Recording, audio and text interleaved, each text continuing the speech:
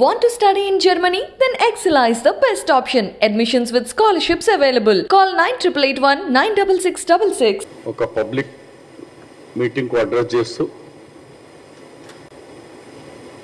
Telangana and Andhra Pradesh United Andhra Pradesh లో జరిగే ముస్లిం reservation quota 4% ఇది అన్కాన్స్టిట్యూషనల్ ఉంది కాబట్టి ఈ కోటాను మా ప్రభుత్వం రాగానే రద్దు చేస్తాను. కర్ణాటకలో కూడా రద్దు చేసినాము, ఇక్కడ కూడా రద్దు చేసి ఆ మిగిలిన 4% ఎస్సీ ఎస్టీ బీసీ కమ్యూనిటీస్కు డిస్ట్రిబ్యూట్ చేస్తానని నిన్న బహిరంగ సభలో ఆయన చెప్పినారు. నేను మీ ద్వారా భారతీయ జనతా పార్టీ నాయకులకు మరి ముఖ్యంగా డైరెక్టర్ అమిత్ షా గారికి అడగదలుచున్నాను. అమిత్ షా గారు, మీరు దేశానికి ప్రధానమంత్రి, సరే భారతీయ జనతా పార్టీ ఉన్నా మీరు దేశానికి మీరు హోమ్ మినిస్టర్గా ఉన్నారు. మనకు ఇప్పుడు జరుగుతుంది ఇండియన్ కాన్స్టిట్యూషన్, నాటే బీజేపీ కాన్స్టిట్యూషన్ కాదు, డాక్టర్ బాబాసాహెబ్ అంబేద్కర్ రాస్తున్న కాన్స్టిట్యూషన్తోనే దేశం నడుస్తుంది. మోదీ గారు అమిత్ షా గారు రాసిన కాన్స్టిట్యూషన్ కాదు. మీరు అసలు హోమ్ మినిస్టర్గా చెప్పుకోవాలంటే కూడా సిగ్గు అనిపిస్తుంది నాకు. నువ్వు దేశ హోం మంత్రిగా నీకు కాన్స్టిట్యూషన్ అన్కాన్స్టిట్యూషనల్ రెండు కనిపిస్తలేదా? కాన్స్టిట్యూషనల్ అన్కాన్స్టిట్యూషనల్ అయ్యా, ఇది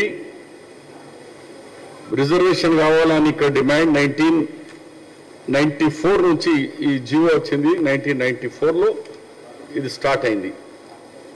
ఆగస్ట్ 1994లో బీసీ కావాలని, దాని తర్వాత ఈ రిజర్వేషన్ ముస్లిం రిజర్వేషన్ అని గతంలో 2004లో ఇచ్చినప్పుడు హైకోర్టు మా బిల్లును రిజెక్ట్ చేస్తూ మీరు మతపరమైన రిజర్వేషన్ చెల్లదు, మీరు క్రిమిలేయరు ముస్లిమ్స్లో ఉన్న వాళ్ళకు తీసేసి ఓన్లీ సోషల్లీ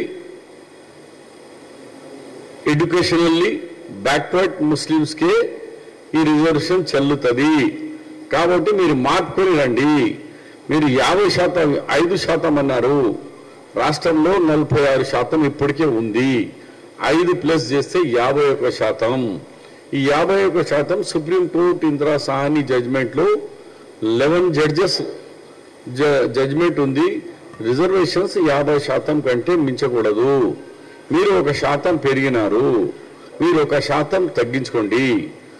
ఆ high court divisional bench 3 judges bench చెప్పిన తర్వాత జస్టిస్ సుదర్శన్ రెడ్డి గారి ఆదేశాల మేరకే గవర్నమెంట్ ఆఫ్ ఆంధ్రప్రదేశ్ మళ్ళీ 5కు 4 చేసి ఇది ఎల్ఏ బిల్ నంబర్ 19/2007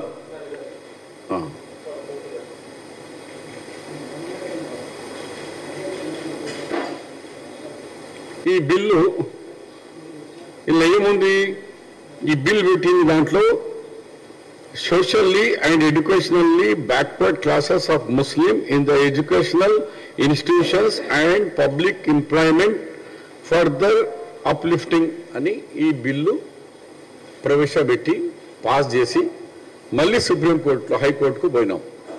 హైకోర్టులో 5 జడ్జెస్ 7 జడ్జెస్ 2 బెంచెస్ కూర్చున్న తర్వాతనే అప్పటి నుంచి 2007 నుంచి నాన్ స్టాప్గా 2 రాష్ట్రాల్లో, ఇప్పుడు తెలంగాణ సపరేట్ అయినా కూడా అక్కడ ఆంధ్ర అండ్ తెలంగాణలో ఇంప్లిమెంట్ అవుతూ, మరి సుప్రీం హైకోర్టు చెప్పింది నువ్వు ముస్లిమ్స్లో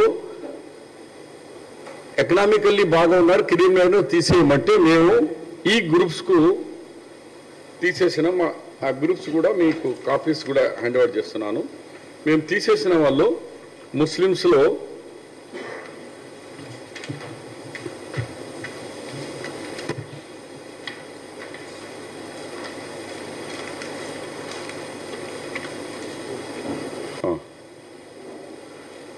ఈ సయ్యద్ అంటే మన హిందూ ధర్మంలో బ్రాహ్మణ్స్ ఎట్లానో ముస్లిమ్స్లో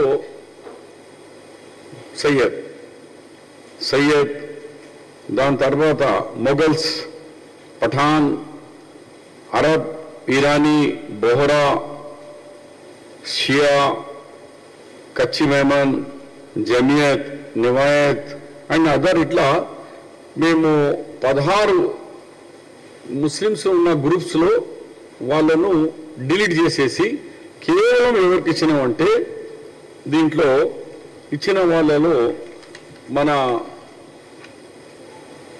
రాళ్ళు పలగొట్టే వాళ్లకు తుర్కాకాశ్ వాళ్ళు, అలాగే మదారి అంటే పాములు అండ్ మంకీస్ వాళ్ళతోని ఆటలు ఆడిపించి పిల్లలతో కలెక్షన్ చేసేవాళ్ళు, ఫకీరోళ్ళు, బుచ్చర్స్, బార్బర్ అండ్ వాషర్మ్యాన్, ధోబీ, అలాంటి 22 వాళ్ళ వృత్తి ఉన్న వాళ్ళకే ఇది రిజర్వేషన్ వర్తిస్తున్నది.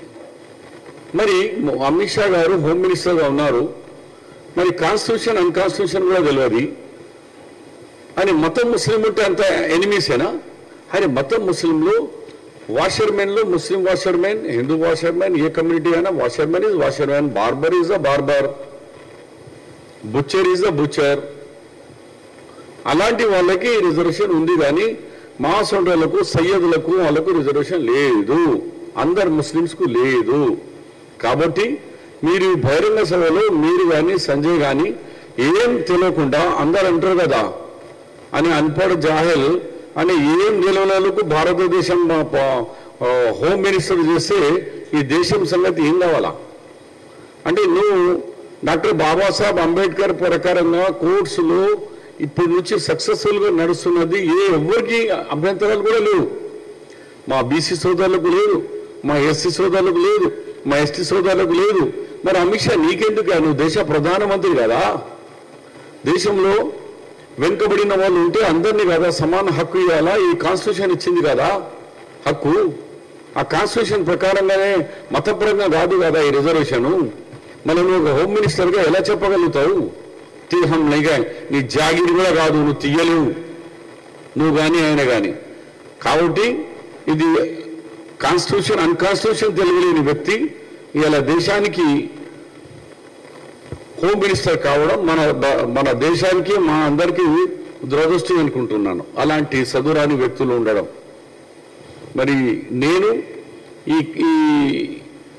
ఈయన చేసిన రికార్డ్ చేసుకుని స్టేట్మెంటు, ఎందుకంటే ఇప్పుడు సుప్రీంకోర్టులో కాన్స్టిట్యూషన్ బెంచ్ 5 జడ్జెస్ ముందు ఈ కేసు ఆల్రెడీ నడుస్తున్నది. దీంట్లో ఈయన ఇన్ఫ్లుయెన్స్ చేసే ప్రయత్నం చేస్తున్నాడు. అంటే సుప్రీంకోర్టు జడ్జెస్కు కూడా హమ్ నికాల్ దేంగే అంటే సుప్రీంకోర్టును కూడా ఇన్ఫ్లుయెన్స్ చేసేందుకు పోతున్నారు. కాబట్టి ఇలాంటి వ్యక్తుల మీద మీరు కాన్స్టిట్యూషనల్ చర్యలు తీసుకోవాలా.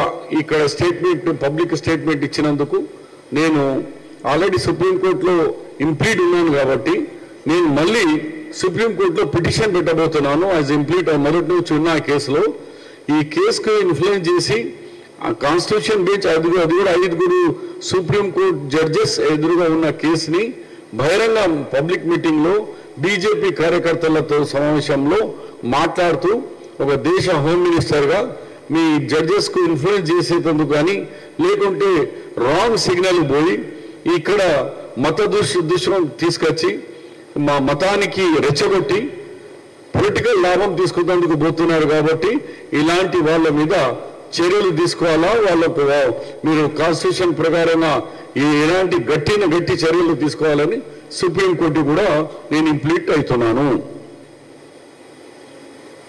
మీరేమన్నా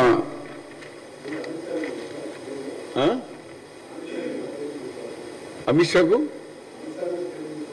ఎస్ నేను సుప్రీంకోర్టుకు పెట్టేది ఏమంటే Amit Shah as a home మినిస్టర్గా ఉంటూ కాన్స్టిట్యూషన్ అన్కాన్స్టిట్యూషన్ రిజర్వేషన్ అంటుండు. అరే బాబు అన్కాన్స్టిట్యూషన్ కాదు, అది అసెంబ్లీ బిల్ నంబర్ 19 2007లో పాస్ అయింది.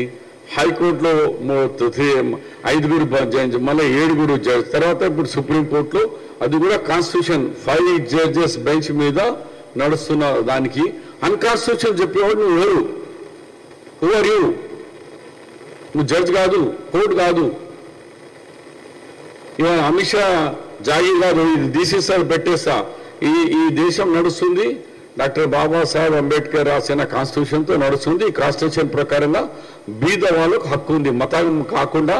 ఎవరైనా బీద బుచ్చర్ ఉన్నారు, బార్బర్ ఉన్నాడు, బీద వాళ్ళు ఉన్నారు, సడక్ మీద చిన్న చిన్న వ్యాపారం చేసే బతికే వాళ్ళు ఉన్నారు, వాళ్ళకు తీసుకురావద్దా?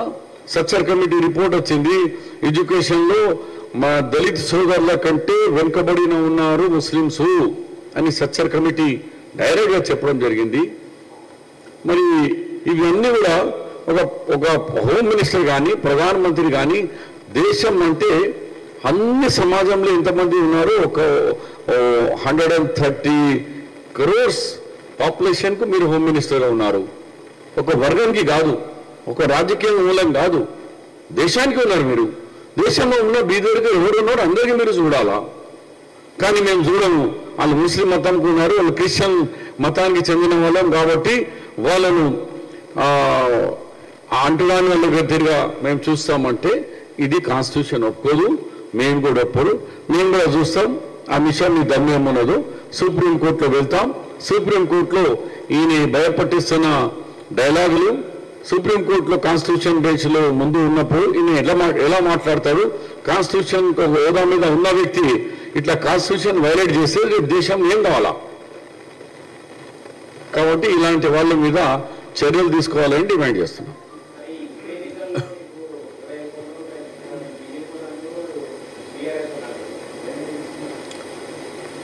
ఇప్పుడు నేను ఇంత పెద్ద అమిత్ షా హోమ్ మినిస్టర్ మీద మాట్లాడుతున్నప్పుడు ఈ రోడ్ల మీద వీధుల 4 పార్టీలు మార్చి ఈ రాజేందర్ వాళ్ళు మా తలుపులో కొట్టిండు, నేను రావాలా మా కాంగ్రెస్ పార్టీకి అని, ఇలాంటి వాళ్ళ మీద ఇన్ని దినాల తర్వాత ముందు ఎలక్షన్ అయిపోయిన 6 మాసాలకి ఇప్పుడు యాతకొచ్చింది ఆయనకు. నేను అడుగుతున్నా, మీరు చెప్పిన దాంట్లో ఈ సబ్జెక్ట్ అటు పోవద్దు కానీ మీరు చెప్పినారు. నీ దగ్గర ఎన్ని కోట్లు వచ్చినా నేను కమ్యూనిస్టు షబీర్ భాయ్, నేను పురుగులు ఉన్న బియ్యంతో హాస్టల్లో తినుకుంటా నేను పెద్దగైనాను, మూమెంట్ నడిపించినాను, బీదోని అన్న బీదోనికి 1000 కోట్లు అడికి వచ్చినాయిరా భాయ్. నువ్వు కేసీఆర్ అప్పుడు కలుసుకుని తిన్నప్పుడు నీకు యాదరాలే, ఇప్పుడు కేసీఆర్కు నీకు పంచాయతు. ఇప్పుడు మొన్నటి వరకు మీరే మునుగోడు మీద కొట్టుకున్నారు. నువ్వు ఇన్ని కోట్లు అంటే నువ్వు ఇన్ని కోట్లు, అన్ని కోట్లనే అలాంటి. కాబట్టి నేను దయచేసి ప్రెస్ మిత్రులకు ఈ సబ్జెక్టు దానికి చేయకండి, మళ్ళొకసారి అడగండి. నేను కూడా ఈ వీళ్ళ జాతకం అన్నీ చెప్తాను. నాకు తెలిసిన జాతకం ఉంది, బండి సంజయ్ కానీ లేకుంటే వాళ్ళ జాతకాలన్నీ మీకు ముందు చెప్తాను. ధన్యవాదాలు.